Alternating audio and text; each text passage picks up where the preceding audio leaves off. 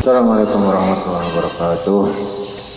Assalamualaikum warahmatullahi wabarakatuh. Wa ala alihi wa sahbihi wa ala. Wala hawla wala quwwata illa billahi ta'ala ma ta'lim wa nafal intifal zakuru tadkir wa ifadata wa istifadah. Wala hasala tamassuki bi kitabillahi wa sunnati rasulihi wa du'a ila al-huda wa dalalata ala al-khair. Ittiqa wajhihi wa qurbihi wa sabihi subhanahu wa ta'ala. Rabbi shrah li sadri wa yassir li amri wahlul 'uqdatan min lisani yafqahu qawli. Amma ba'du.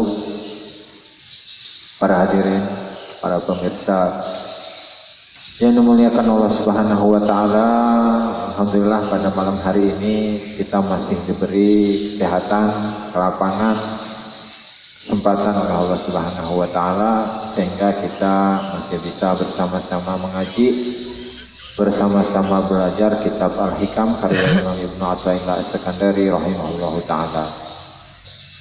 Sebelum kita mulai, mari kita hadiahkan Al-Fatihah kepada mu'alliful kitab, pada sahib tabwib Syekh Muttaqi Al-Hindi rahimahullahu taala, pada para syurah, para ulama, pada orang tua kita, leluhur kita, ala hadiniya wa ala kulli niyatin sholihah wa ala man nawabihi aslafuna sholihun wa ila hadratin Nabi Muhammad sallallahu alaihi wasallam. Al-Fatihah. A'udzu billahi minasyaitonir rajim. Bismillahirrahmanirrahim. Alhamdulillahirabbil alamin arrahmanir rahim maliki yaumiddin. Iyyaka na'budu wa iyyaka nasta'in ihdinas siratal mustaqim siratal ladzina an'amta 'alaihim ghairil maghdubi 'alaihim waladdallin.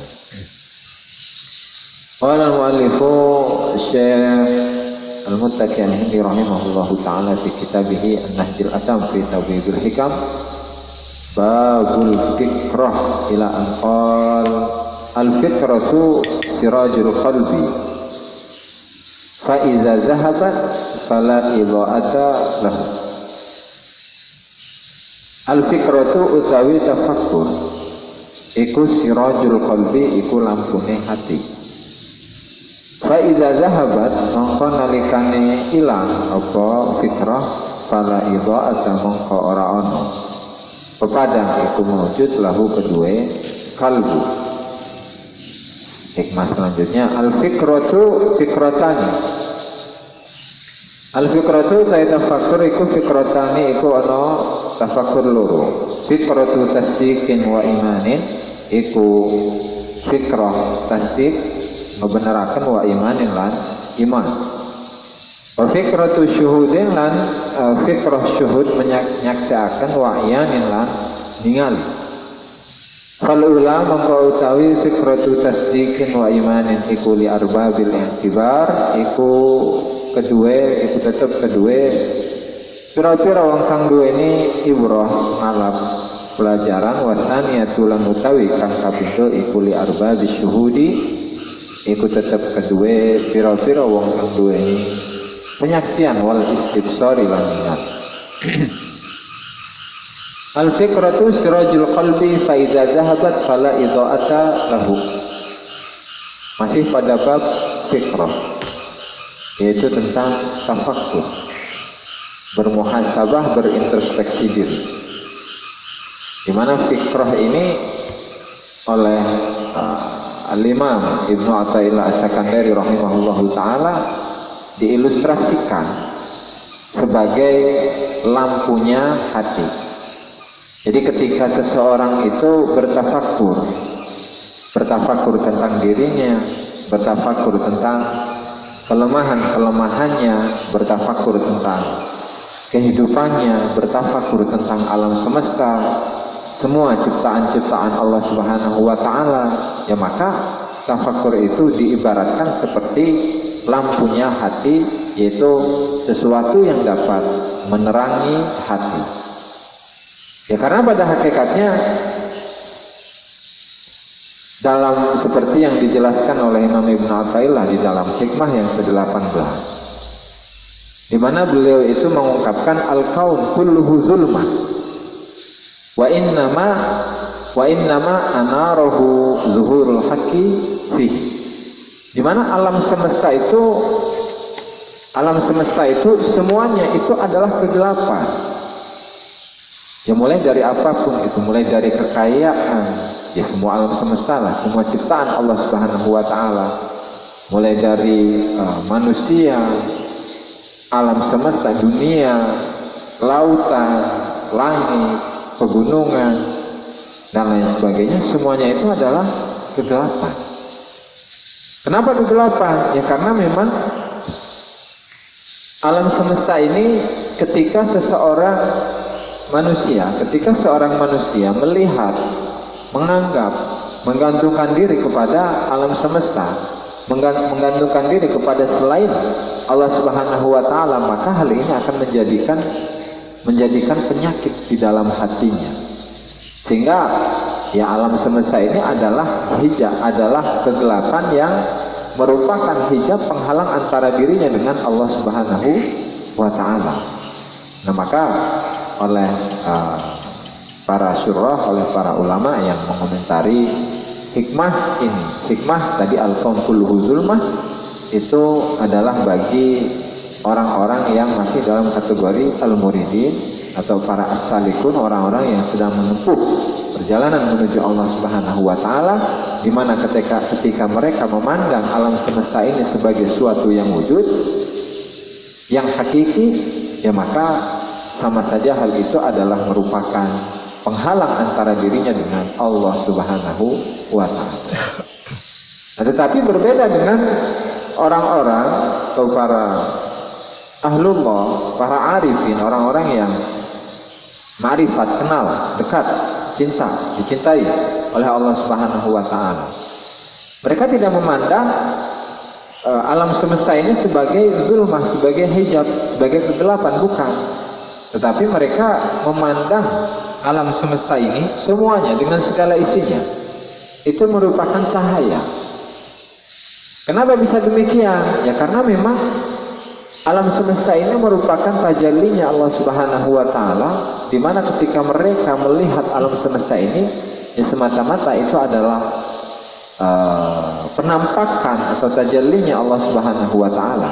Ya, sehingga ketika mereka melihat alam semesta ini, ya sama saja seakan-akan mereka itu adalah melihat Allah Subhanahu wa Ta'ala. Sehingga hal ini menjadikan mereka bersyukur kepada Allah Ta'ala, kemudian bertambah kecintaan mereka kepada Allah Subhanahu wa Ta'ala, bertambah kedekatan mereka kepada Allah Subhanahu wa Ta'ala lantaran mereka dapat melihat Allah dalam apa saja yang mereka lihat, apa saja yang mereka saksikan, gitu. Dan nanti akan dibahas pada bab yang khusus mengenai hikmah al-kaun kulluhu zulmah pada babnya sendiri. Oke, kembali kepada hikmah pada malam hari ini, di mana al-fikratu sirajul qalbi. Al-fikrah tadi tafakkur tentang keagungan Allah Subhanahu wa Ta'ala dan tentang mentauhidkan Allah Subhanahu wa Ta'ala, itu adalah merupakan lampu penerang hati seseorang, di mana faedah zahabat ketika bertafakur ini sudah lenyap dari dirinya, dia tidak mau bertafakur mengenai keagungan-keagungan Allah Subhanahu wa Ta'ala di alam semesta ini, tentang apa saja yang dia lihat, tentang apa saja yang dia saksikan.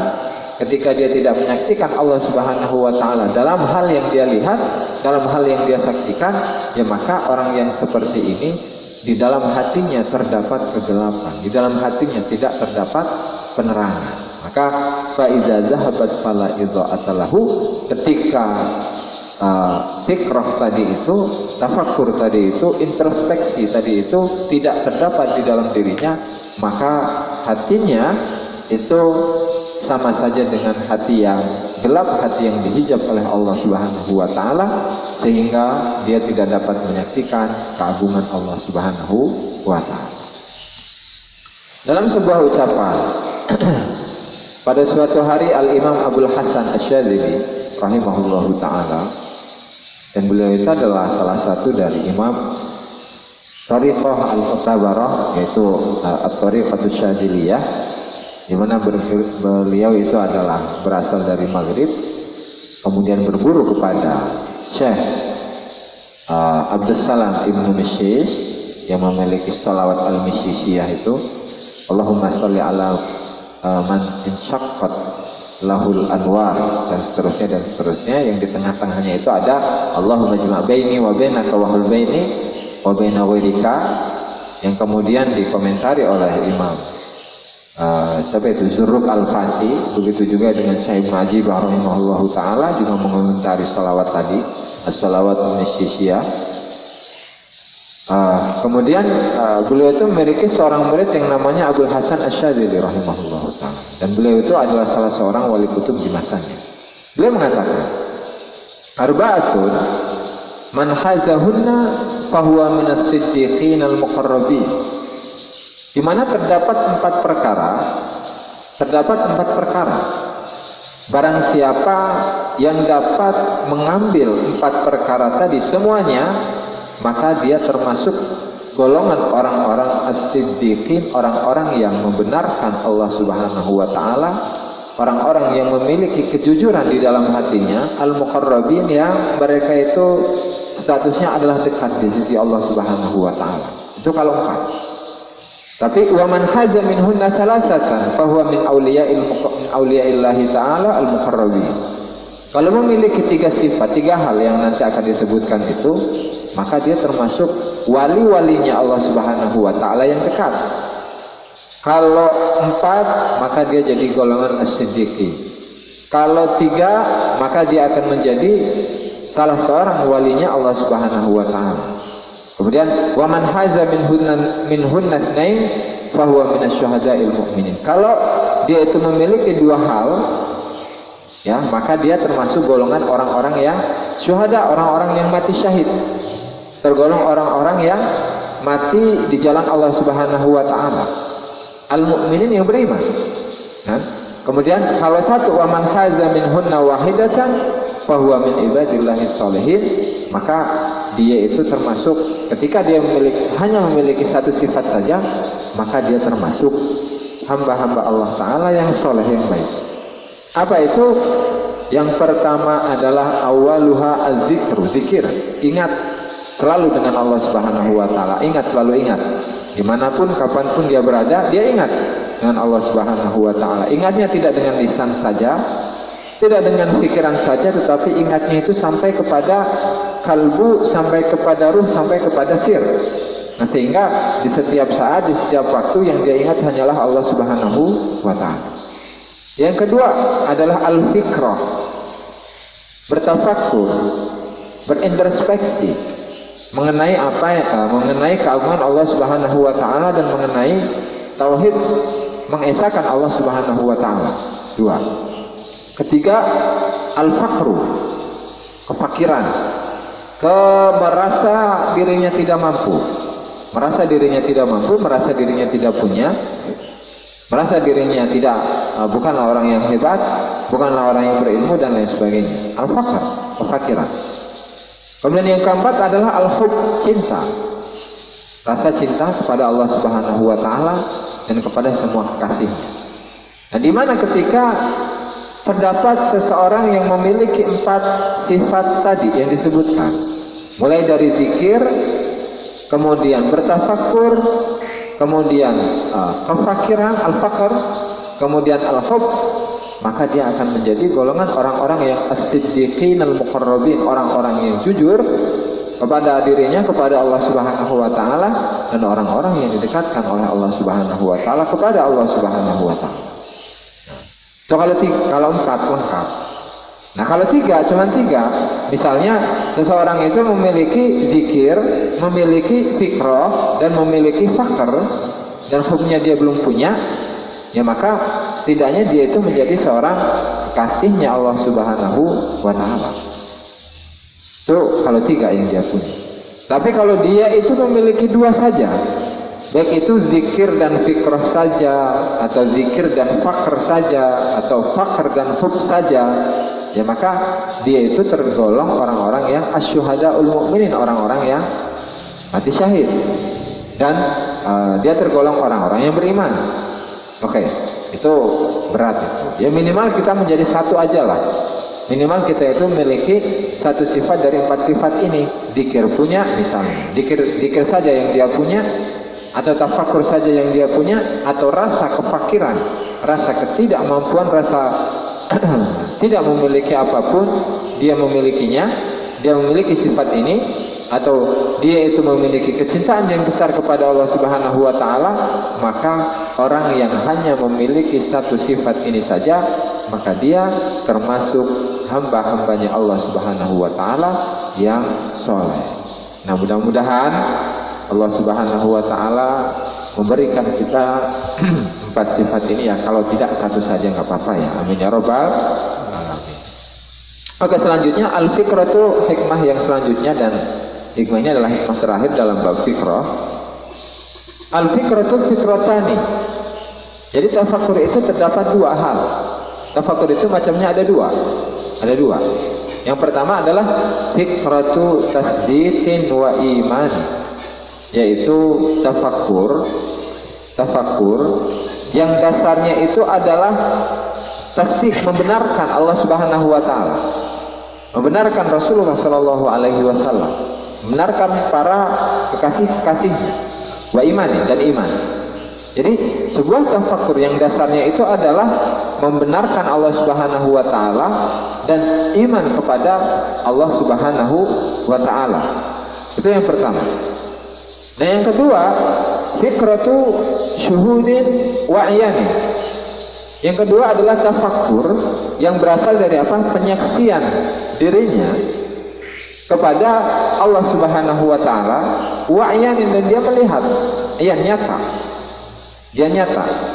Apa? Dia merasakan kenyataan dengan Allah Subhanahu wa taala.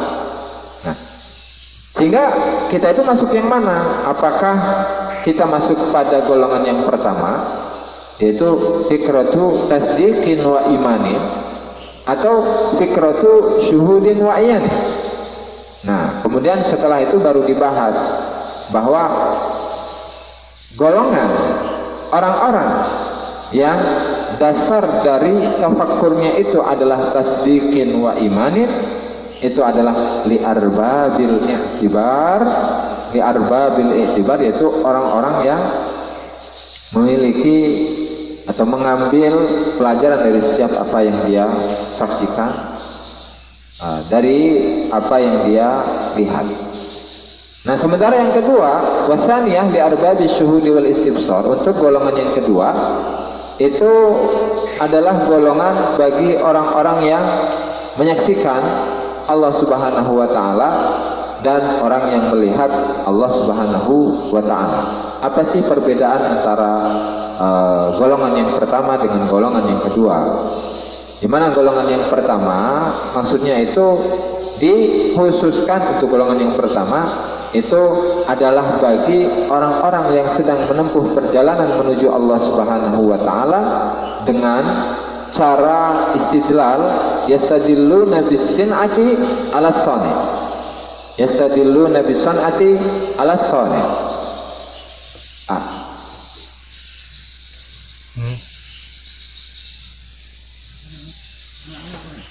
Nah, sehingga apa? Yang golongan yang pertama yaitu orang-orang yang sedang menempuh perjalanan menuju Allah Subhanahu wa taala. Jadi mereka mendapatkan hasil tafakkur, mendapatkan hasil dari proses bertafakkur kepada Allah Subhanahu wa taala ialah melalui proses dia melihat terlebih dahulu. Dia melihat alam semesta terlebih dahulu, bahwa alam semesta ini setiap harinya berubah dari satu keadaan kepada keadaan yang lain. Dari siang berpindah ke malam, dari panas berpindah ke dingin, dari hujan berpindah ke kemarau, kemudian berpindah dari satu hari pertama, hari pertama, kemudian kedua, berpindahnya hari ke hari, kemudian minggu ke minggu, bulan ke bulan, tahun ke tahun, dan seterusnya. Jadi yang dia lihat itu adalah perubahan-perubahan yang ada di alam semesta.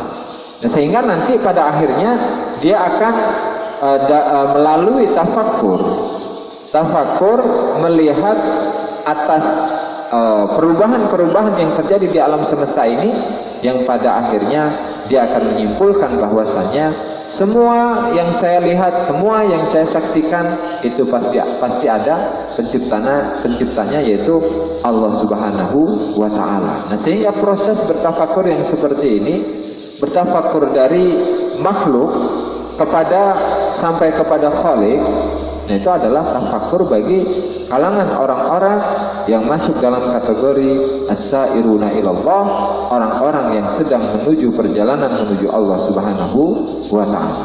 Nah, berbeda dengan golongan yang kedua. Kalau golongan yang kedua itu adalah li'arbabi syuhudi wal istibsar. Jadi dia melihat alam semesta ini bukan berupa alam semesta. Dia melihat bahwasanya alam semesta ini adalah penampakan Allah Subhanahu wa taala. Ya, karena mereka atau tata cara tafakkur yang mereka lakukan itu bukanlah dari makhluk kemudian menuju ke Khaliq, bukan. Tetapi yang mereka lakukan itu adalah bertafakkur karena mereka menyaksikan Allah Subhanahu wa taala, atau memulai permulaan dari tafakkur mereka itu adalah dari Allah Subhanahu wa taala, kemudian berpindah kepada makhluk. Nah, sehingga ketika mereka melihat makhluk, ketika mereka melihat alam semesta, ya maka pada hakikatnya yang mereka lihat adalah dari Allah, untuk Allah, oleh Allah, dan kembali kepada Allah Subhanahu wa ta'ala. Nah, sehingga dalam hikmah ini al-fikratu fikratani, fikratu tasdiqin wa imanin, itu adalah bagi golongan yang pertama, yaitu golongan orang-orang yang sedang menempuh perjalanan menuju Allah Subhanahu wa ta'ala. Sementara yang kedua, tafakur yang dasar tafakurnya itu adalah menyaksikan Allah Subhanahu wa ta'ala dan merasakan, melihat kepada Allah Subhanahu wa ta'ala, maka tafakur yang model kedua atau bagian yang kedua itu adalah tafakur bagi mereka, yaitu golongan orang-orang yang sudah usul kepada Allah Subhanahu wa ta'ala, yang ahli ma'rifat, yang sudah menyaksikan Allah Subhanahu wa ta'ala, yang merasakan kehadiran Allah Subhanahu wa ta'ala, ya, itu orang-orang yang sudah dekat dengan Allah Subhanahu wa ta'ala.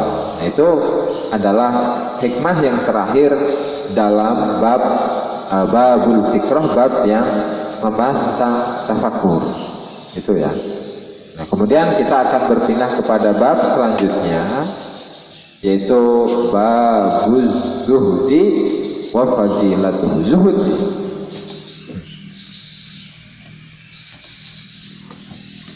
Babuz zuhdi wa fadilatuhu, babuz zuhdi wa fadilatihi. Babuz zuhdi utawi iki iku bab pertelaaken zuhud, wa fadilatihi lan keutamaane zuhud.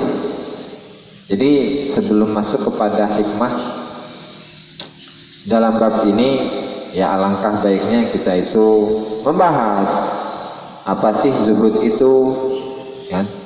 Apa sih zuhud itu? Apakah zuhud itu sama sekali tidak boleh memiliki apa yang ada di alam semesta ini?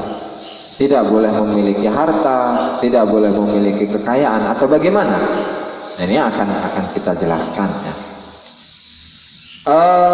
Imam Abdul Qasim Abdul Karim Ibnu Hawazin al-Qushairi rahimahullahu ta'ala, di dalam kitabnya Ar-Risalatul Qushairiyah, beliau berkomentar, wa takallamu fi ma'na zuhdi. Para ulama itu telah membahas apa sih zuhud itu, ya. Mereka membahas makna dari zuhud. Zuhud itu bagaimana? Zuhud ini A, B, C, D dan seterusnya. Banyak ulama-ulama yang membicarakan tentang zuhud. Nah, tetapi kata beliau, fakullun nataqa an waqtihi. Tapi semua ulama itu yang berbicara tentang zuhud, mereka itu berbicara sesuai dengan waktunya. Mereka berbicara, mereka berkomentar tentang waktu di mana zuhud berada di masanya. wa asyara ila hadih, dan kemudian setelah mereka membicarakan zuhud dan disesuaikan dengan masa itu, wa asyara ila hadih, ya mereka kemudian membatasi zuhud atau mendefinisikan zuhud itu seperti apa. Nah, dalam sebuah hadis Rasulullah Shallallahu Alaihi Wasallam bersabda, "Idza ra'aitumur rajula qad utiya zuhdan fid dunya wa mantiqan faqtaribu minhu fa innahu yulaqqanul hikmata." Kata Rasulullah dalam hadis yang diriwayatkan oleh Imam Ibnu Majah dan Imam Ad-Dailami dan Ibnu Abi Dunya, Rasulullah bersabda, "Idza ra'aitumur rajul qad utiya zuhdan minad dunya," ketika kalian semua itu melihat seorang laki-laki, dia itu diberi satu sifat zuhdan fid dunya, sifat zuhud dalam dunia, wa mantiqan, kemudian dia itu diberi kelebihan oleh Allah Subhanahu wa taala, dia itu pandai berbicara. Dia zuhud, tidak suka dengan dunia, dan dia diberi kelihayan kemampuan dalam berbicara. Nah, maka kata Rasul, faqtaribu minhu, dekatilah orang-orang yang seperti ini. Kenapa? Fa innahu yulaqqanu al-hikmata, sesungguhnya orang yang seperti tadi, orang yang sudah memiliki sifat zuhud dalam dunia dan memiliki kelebihan dalam berbicara, ketahuilah bahwasanya orang yang seperti ini adalah orang-orang yang ditalkin oleh Allah Subhanahu wa taala berupa hikmah. Ya, maksudnya dia diberi ilham oleh Allah Subhanahu wa taala bahwa dia tidak berbicara kecuali pembicaranya itu berisi tentang hikmah-hikmah yang bermanfaat, yang berfaedah dalam kehidupan kita, baik kehidupan dunia ataupun akhirat. Nah, ini kan, sehingga hal ini sebenarnya adalah sebuah motivasi bagi diri kita, bahwa orang yang pandai berbicara itu tidak semuanya bisa kita dekati, tidak semuanya bisa kita dengar, gitu. Ya, karena orang yang berbicara itu apa ya, sebenarnya bisa dilatih, gitu kan. Orang yang pandai berbicara bisa saja itu merupakan hasil dari latihan. Nah, bahkan ada pesantren-pesantren yang khusus untuk mencetak ahli ceramah, gitu. Padahal dalam sebuah hadis Rasulullah Shallallahu Alaihi Wasallam, "Sayati alaikum zaman," ada sebuah zaman yang akan mendatangi kalian, di mana munafiqun alimun bil lisan, seorang yang munafik. Apa sih munafik itu? Munafik itu adalah apa ya? Munafik menurut bahasa itu orang yang menutupi. Kalau menurut istilah, munafik itu adalah seseorang yang menutupi kekufurannya dengan keimanan. Dari sisi zahir dia adalah orang yang beriman, tapi dari sisi batin dia adalah orang yang kafir. Ya, munafikun orangnya munafik, tapi apa? Alimun bil lisan, tetapi dia sangat pandai dalam berbicara, dalam berretorika, dalam mengolah kata. Nah, sehingga dari hadis yang barusan kita baca, ya kita harus hati-hati. Siapa ulama yang sekiranya memiliki sifat zuhud dalam dunia, kemudian dia pintar berbicara, dia zuhud di dalam dunia, kemudian dia diberi kelebihan oleh Allah Subhanahu wa taala dalam kepandaiannya dalam berbicara, ya maka orang yang seperti inilah yang harus kita ikuti. Berbeda dengan orang yang di dalam hatinya itu tidak terdapat zuhud, tidak terdapat kezuhudan, ketidaksukaan tentang dunia, dari dunia, dan dia pintar berbicara. Ya maka bisa jadi ketika dia berbicara, dia berceramah, ya, dia berorasi dan lain sebagainya, tujuannya itu bukan untuk Allah Subhanahu wa taala. Tujuannya bukan untuk umat. Ya, dia selalu membawa-bawa umat, akan tetapi pada hakikatnya dia itu mengarahkan orang-orang, mengarahkan manusia, mengajak manusia untuk mengikuti hawa nafsunya, ya maka kita harus hati-hati. Oke, kembali pada pembahasan utama, di mana pengertian dari zuhud. Pengertian dari zuhud, para ulama itu ya berbeda pandangan mengenai definisi dari zuhud. Nah, kata Imam Abdul Qasim Al-Qushairi, ikhtalafan nasu fi zuhud. Jadi banyak orang, banyak ulama yang dalam mendefinisikan sifat zuhud itu ya terdapat berbagai macam definisi. Nah, sebagian faminhum man qala az-zuhdu fil haram. Sebagian dari mereka, dari para ulama, mengatakan bahwa zuhud itu adalah ketidaksukaan kita kepada hal-hal yang haram, tidak suka kepada hal-hal yang dilarang oleh Allah Subhanahu wa Ta'ala, baik dalam makanan ataupun lainnya. Misalnya Allah Subhanahu wa Ta'ala mengharamkan kita untuk makan babi, ya, makan daging babi, atau makan daging anjing, makan bangkai, ya, dan seterusnya dan seterusnya. Kita menghindari makanan-makanan yang sifatnya adalah haram. Nah, maka menurut versi ini orang tersebut sudah dikategorikan sebagai orang-orang yang zuhud. Kenapa alasannya? Ya li'annal halala mubahun min qibalillahi ta'ala. Ya karena halal itu adalah perkara yang diperbolehkan oleh Allah Subhanahu wa Ta'ala. Dan kemudian faida an'amallahu ala 'abdihi bimalin min halalin wa ta'abbadahu bisyukri fatarkuhu lahu bi ikhtiyarihi la yuqaddam ala imsaki lahu bihaqqi idnihi. Ya karena halal, nah maka ketika Allah Subhanahu wa Ta'ala memberikan kenikmatan kepada seorang hamba dengan harta halalnya, dan kemudian si hamba ini beribadah kepada Allah Subhanahu wa Ta'ala lantaran sifat syukur dirinya kepada Allah Subhanahu wa Ta'ala, ya maka ketika dia meninggalkan apa yang telah Allah berikan kepada dirinya, ya, itu tidak didahulukan daripada orang yang terus menerus mentasarrufkan harta yang Allah Subhanahu wa Ta'ala berikan kepada dirinya.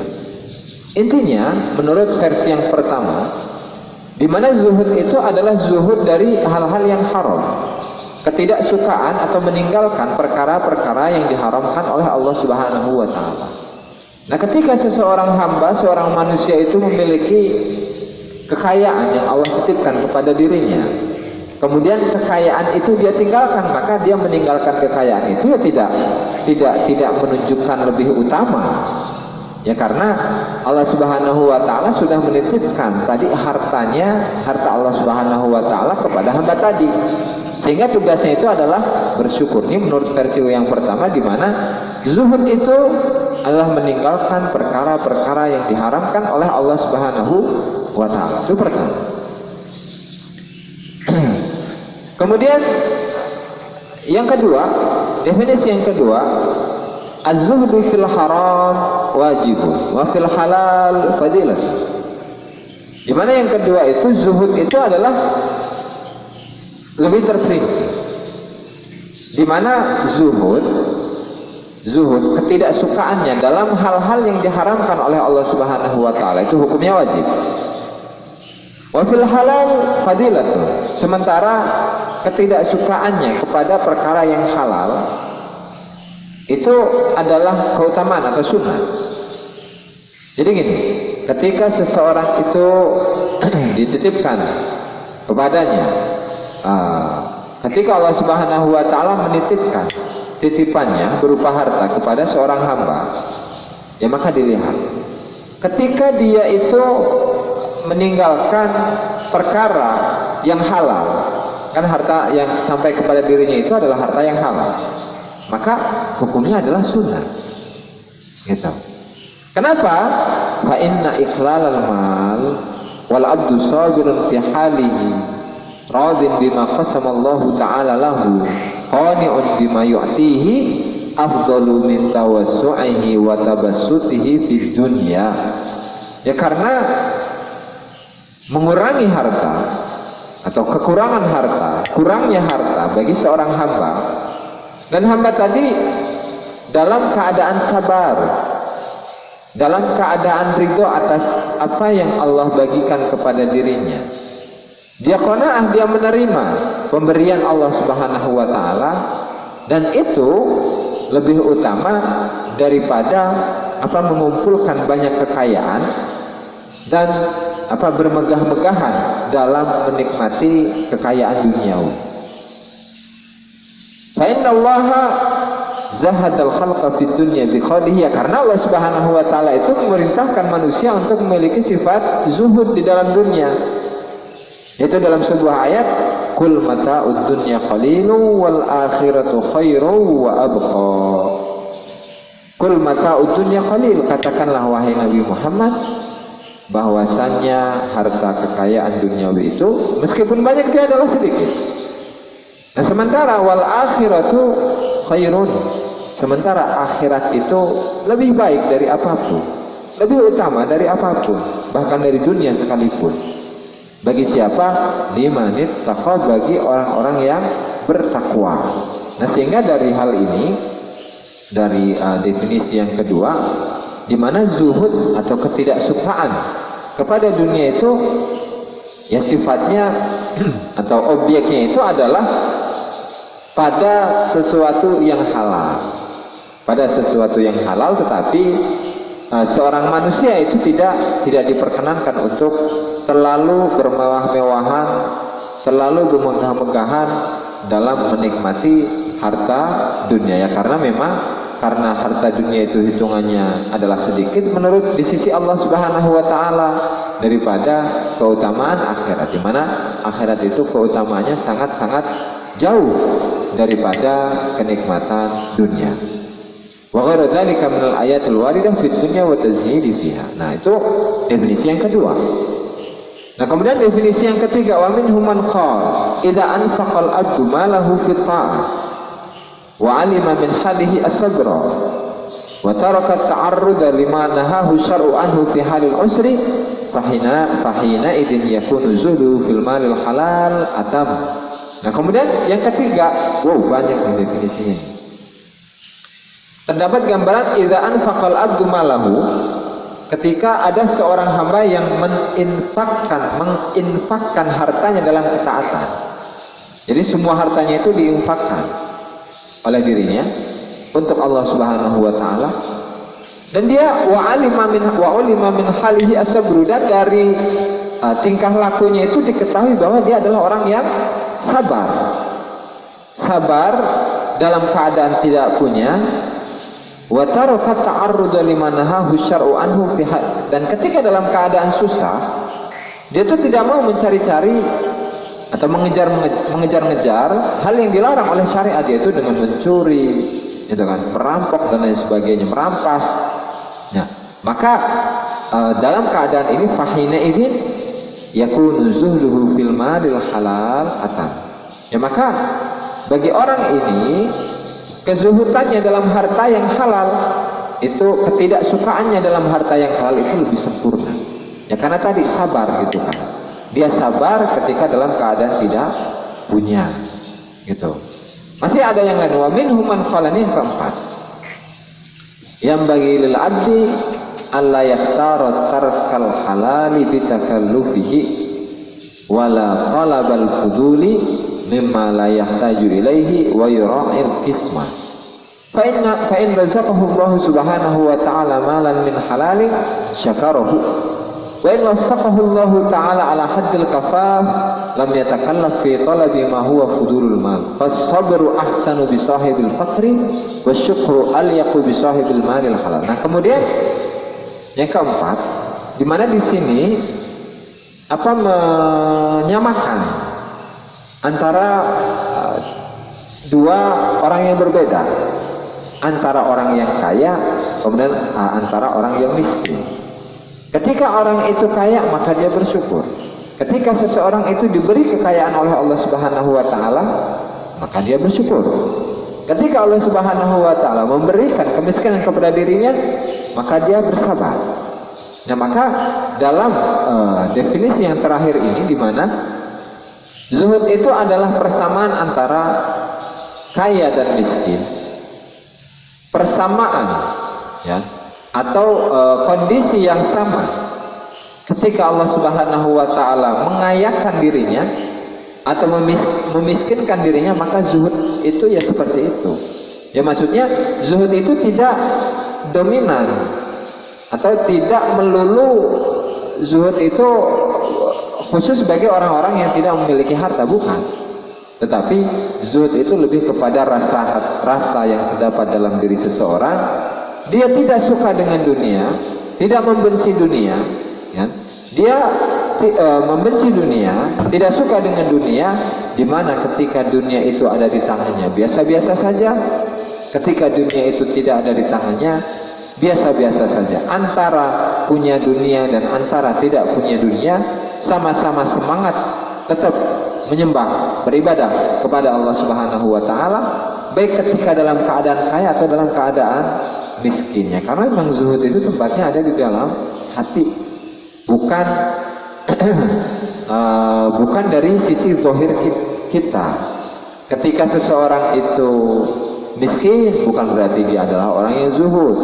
Ketika orang itu kaya, bukan berarti dia bukan orang yang zuhud. Nah, dalam pertemuan-pertemuan sebelumnya, di pengajian-pengajian sebelumnya bisa disaksikan itu ketika membahas tentang babul uzlah wal khumul, kalau tidak salah di hikmah yang terakhir itu sedikit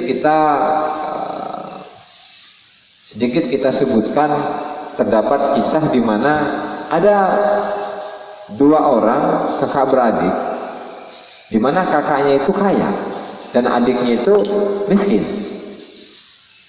Adiknya yang miskin, ya, itu kerjanya menjadi nelayan. Kemudian ketika dia mendapatkan hasil tangkapan di laut, setengahnya dia sedekahkan untuk orang lain, yang setengahnya lagi dia gunakan untuk kebutuhannya sehari-hari. Nah, tiba-tiba ada seseorang yang datang kepada dirinya dan dia meminta kepada orang yang datang tadi untuk mengunjungi saudaranya. Nah, ketika orang tadi dan dia berkata kepada orang yang datang tadi, kirimkanlah salam kepada saudaraku dan sampaikanlah kepada dirinya bahwa saya minta doa. Dan akhirnya laki-laki tadi yang datang, dia mendatangi saudaranya, ternyata kaget dengan kondisinya yang rumahnya itu seperti istana, kekayaannya melimpah, gitu, dan seterusnya. Nah, dia ragu tadi, orang-orang yang disuruh oleh adiknya tadi, dia ragu masuk nggak, akhirnya masuk. Nah, tetapi ketika adiknya mengetahui bahwa ketika kakaknya mengetahui bahwa adiknya itu ngirim salam kemudian minta doa, ya dia diperingatkan oleh kakaknya, wahai adikku, sampaikanlah kepada dia, wahai adikku, sampai kapan engkau masih tenggelam dalam cintamu kepada dunia? Karena ketika engkau selalu mengejarnya, maka dunia itu akan selalu berpaling kepadamu.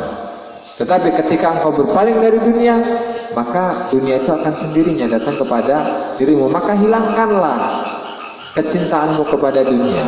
Nah, setelah pesan itu disampaikan kepada laki-laki tadi kembali kepada saudaranya yang jadi nelayan dan disampaikan, dan ternyata memang benar di dalam dirinya itu masih ada perasaan bahwa ada sedikit lintasan hati di mana dia itu memiliki dunia yang banyak.